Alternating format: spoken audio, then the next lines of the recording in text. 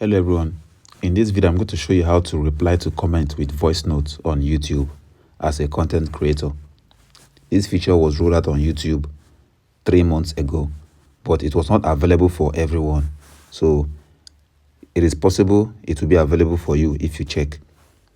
If you want to reply with voice notes on YouTube as a creator, you have to go to the comments and you're going to see the lines at the top right corner. You click on it.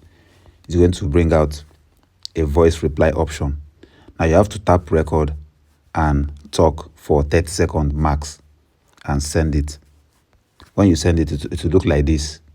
It also show a transcript of what have been said in the voice notes. So that's how you send a voice note as a reply in the comment section. That's all for this video. See you guys in the next one.